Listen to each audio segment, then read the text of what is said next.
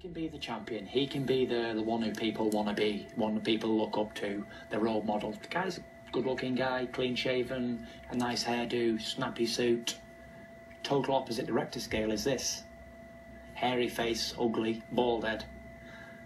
Happening. But the difference is, he's been made to look like that. Everything he does is manufactured. Everything I do is natural, off the cuff. Nobody tells me what to do. Nobody sticks a key in my back and turns it. I do myself. I wake up in the morning and I do what I want to do.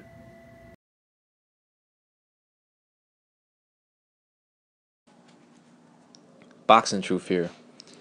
Had to talk a little bit about the Gypsy King, Tyson Fury. And in that clip I shared before this video, it shows that Tyson Fury is the realest in boxing. There's no doubt about that. It's statements he made in that segment of Behind the Gloves, I believe it's called, from Sky Sports. It's his realness and the type of statements like he made in that segment that has made Tyson Fury one of my favorite fighters in boxing today. It's an interesting clip, an interesting segment he did with Vladimir right before the first fight, before he became the lineal heavyweight champion of the world. And it's interesting because you can see and you can tell, even before the fight happened, that perhaps this was the changing of the guard, that this was going to be the new face of the heavyweight division for however how long, that he was going to be the man to dethrone the long reigning heavyweight champion in Vladimir Klitschko. It's like the boxing gods were telling you that Tyson Fury was going to be the guy.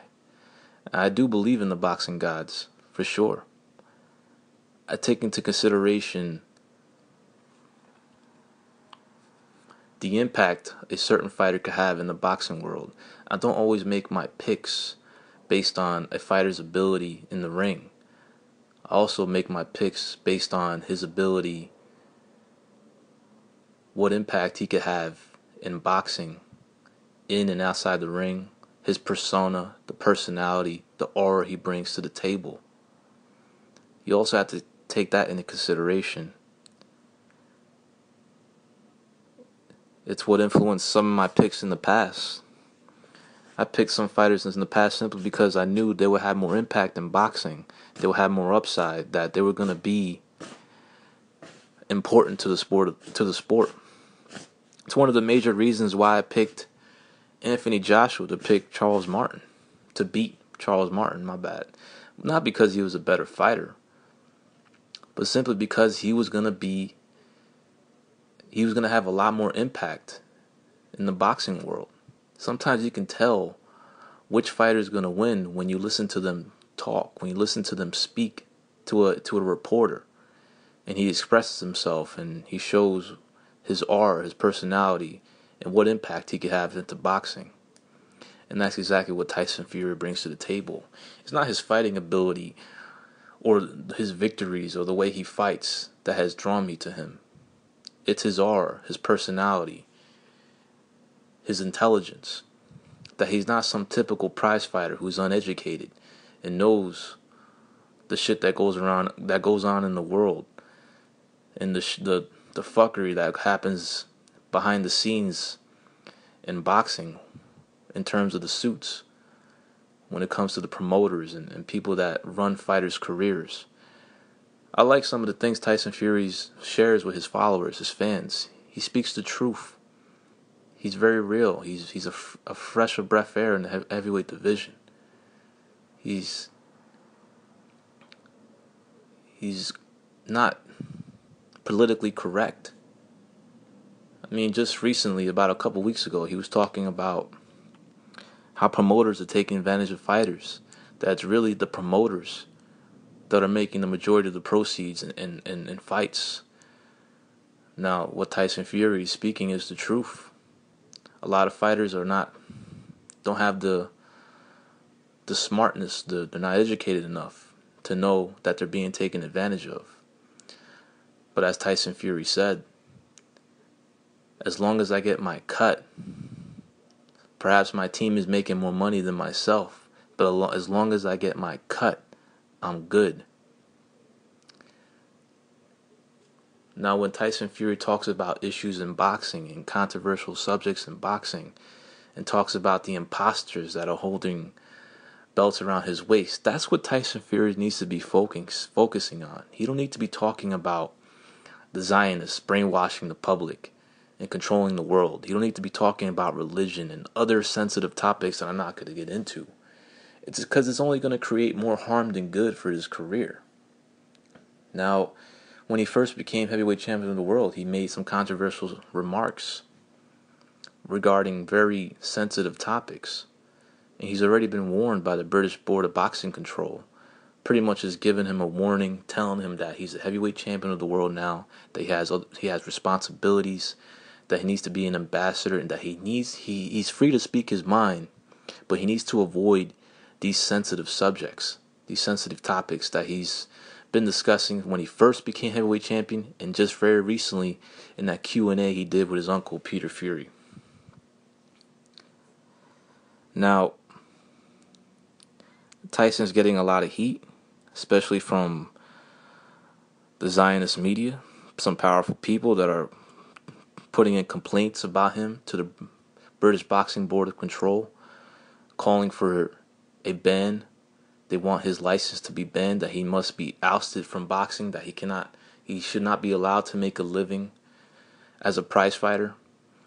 But Tyson Fury has done nothing wrong. He's pretty much speaking the truth. However, he's being too controversial, being too real, being a little too real for his own good, especially about topics that are just too sensitive to talk about. Tyson could be outspoken, he could be his controversial, his funny self, and be a showman. But he needs to steer clear away from these topics. He needs to steer clear away from them. Don't talk about them anymore. And hopefully, this is the second time he's been through this process where he's made some statements and now he's feeling the heat. Hopefully he's going to learn from this and just pretty much just avoid these topics, avoid talking about issues that a politician should be talking about. Tyson's the lineal heavyweight champion of the world, and that's what he needs to be focusing on. Focusing on the work that still needs to be done in his reign. I know it's not going to be a long reign, but he's got to work on getting these money fights, the fights that he wants and needs in order to fulfill his legacy. And that's another win over Klitschko, and also beating his two rivals and two money fights that he could have in Deontay Wilder and Anthony Joshua.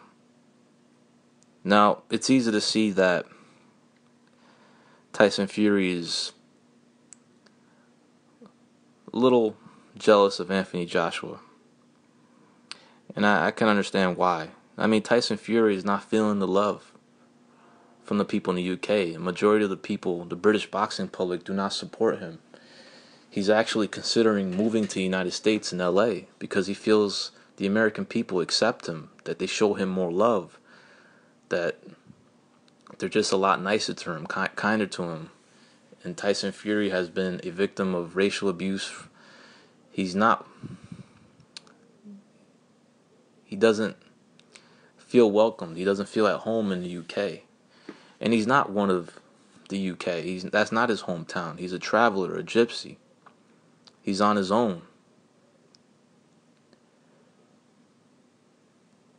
I just wanted to talk about some of Tyson's issues outside the ring because it has affected his career. I mean, it's sad that he's the lineal heavyweight champion and he's not getting the respect he feels he truly deserves. He's being outshined by a fighter who he feels is a novice, a paper champion in Anthony Joshua. I mean, Tyson Fury is not getting the major sponsors. He's not getting the major American broadcast deals like his rival Anthony Joshua is getting. Even though despite, when you compare the two guys' past, Tyson Fury's never did any time. He's never had any trouble with law enforcement. Unlike Anthony Joshua, who had some trouble earlier in his life, but was able to turn his life around, and now he's on the come up, has a world title around his waist, and has created a what Tyson says, a better story compared to Tyson Fury's story.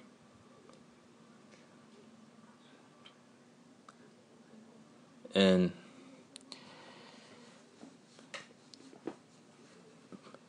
it's perhaps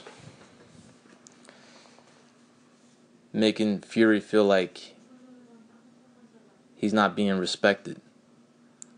That even though he created this great accomplishment, a lot more people are talking about his rival, Anthony Joshua.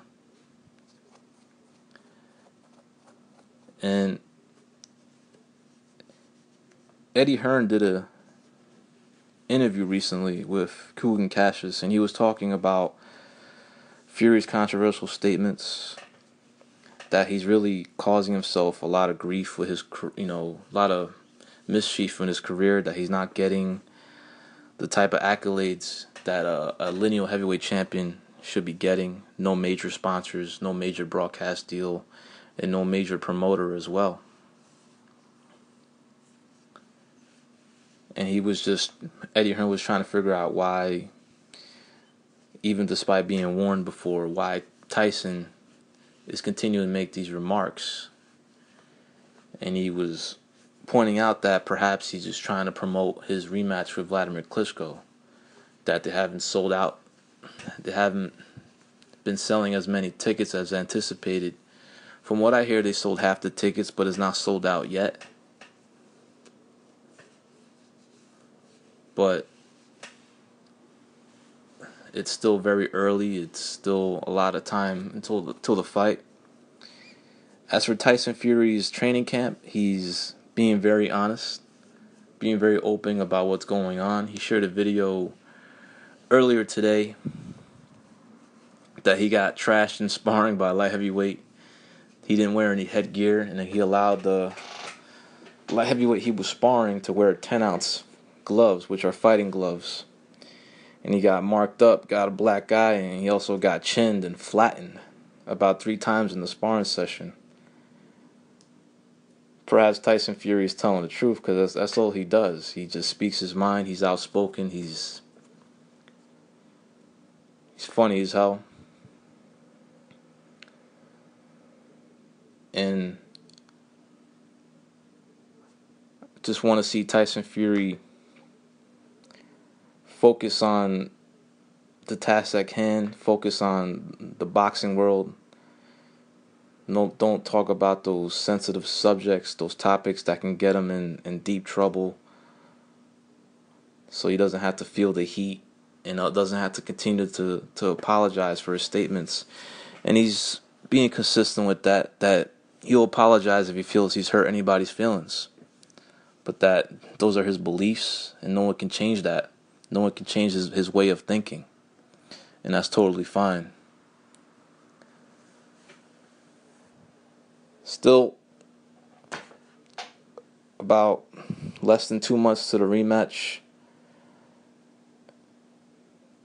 Just can't wait for Tyson. I can't wait for Tyson Fury to just get this rematch out of the way, so he can move on to bigger and better things, and go on to much more interesting and more lucrative fights against his 2 main rivals, in Anthony Joshua and Deontay Wilder. This is Boxing Truth. I'm out.